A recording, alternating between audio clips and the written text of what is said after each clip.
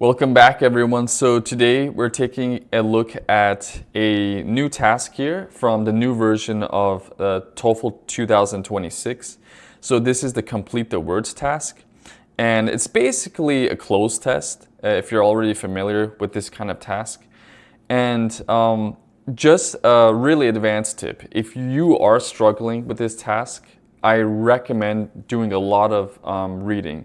Read some short academic articles, read some information found in the news. Just have that habit of reading because you really need to be familiar with how different word forms work, parts of speech, things of that nature, collocations. So let's take a look at this, and I'm going to be explaining the overall strategy and tips you want to apply here. So they give you 10 questions. And you want to, fill in the missing letters. It's pretty straightforward.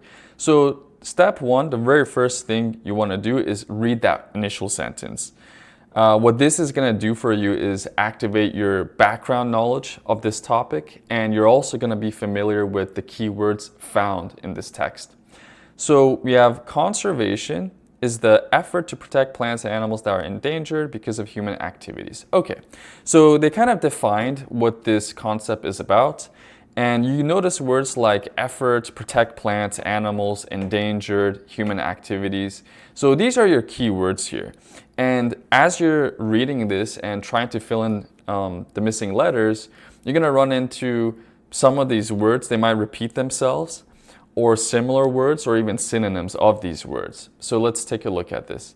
Now, when it comes to that second sentence, so here, there's two things you can do, whatever's easier for you. One, you can either continue to skim read this entire paragraph before you solve the words with the missing letters, just to absorb more insight and context clues and context information. Or you could begin solving the words with the missing letters immediately. But when you do this, make sure that you're reading every word in these sentences because you want to really understand what's going on here. If you just, jump from one word with missing letters to the next word with missing letters to the next word without paying attention to any of the words between, then you're going to kind of struggle with this task. Make sure you're reading the entire sentences again. So conservation is blank, endangered. Okay, so based on this preceding word, conservationist, I know this is a noun. Has got to be a verb, and this is a common collocation as well. They save. So they save, endangered. Now this is an adjective, right? And so what is this going to be? Well, if I know what this is, species. So CIES. And again, you're applying your knowledge of collocations. That's going to help you a lot with these. So preposition by blank areas. Now, sometimes you might accidentally be thinking of the incorrect word. Maybe you thought this was creatures, which is a noun, but that's not the case. We need a verb here because we're paying attention to this preposition, and you might be paying attention to the word that's succeeding it, which is a noun. So this should be a verb by creating areas, not creatures. So these are the kind of mistakes test takers make. By creating areas blank where they blank live blank. Okay. So here I know this is gonna be a relative adverb. So where makes sense because we had the word areas preceding it. Where they, I can infer that this is gonna be a modal verb. It's two letters, two missing letters, but 3 letters overall, so that should be can. Can live, well, if I have a verb here preceding this, it's going to be preceding an adverb, safely, where they can live safely, right?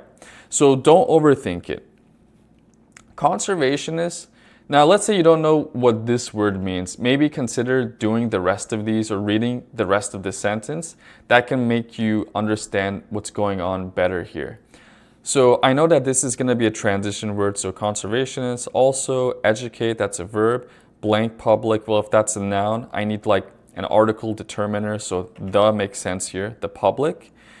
And let's say I don't know what this word is, just read the rest of it again, just the words that follow this. So, okay, that's going to be about. The blank, let's say you didn't know this one, maybe pay attention to the words after this of blank, of preserving the natural world. Okay. Importance. So, and now you're done. You didn't even have to read the rest of this if you applied my second strategy. Now, let's review some tips that I already mentioned.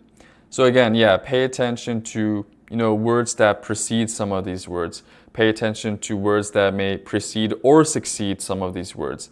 And you could see it's pretty diverse with the words they're testing you on. They could test you on verbs, nouns, verbs, adverbs, transition words, articles, a little bit of everything. So again, read the first sentence. This is crucial to understand the main topic as well as the keywords. Again, you could either choose to skim read the text first before you begin solving the words with the missing letters, or jump to them, And make sure while you're doing this, your eyes are, again, not jumping to the words with the missing letters. Make sure you're reading the words that appear before them as well as the words that appear after them. This way, you're not going to be nervous. You're not going to be guessing. You understand what's going on here, and you're going to have more confidence with this. Search for collocations. This is, gold here. This is the main thing. It's your bread and butter. So the more of these you know, and the more of these you're able to figure out, you're gonna, score well here.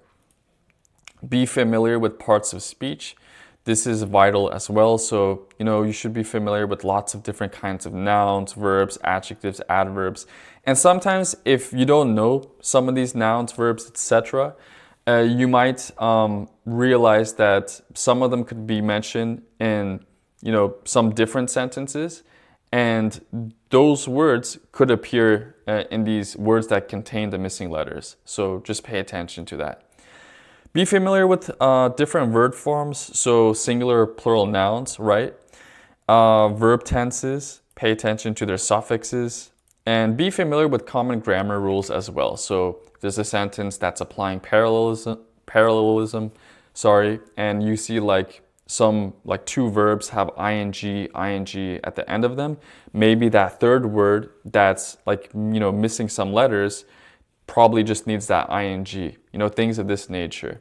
So I hope you found this really helpful. I recommend practicing a lot of these. If you can find cloze tests somewhere, that would be great, and practice them. If you can't find any cloze tests, then basically read just different articles from the news, articles about current events. And when you do this, you're going to be more familiar with, English sentences, English texts, English paragraphs, and that'll help you with, academic kind of text as well. See you in the next one. Please like, share, and subscribe for more videos.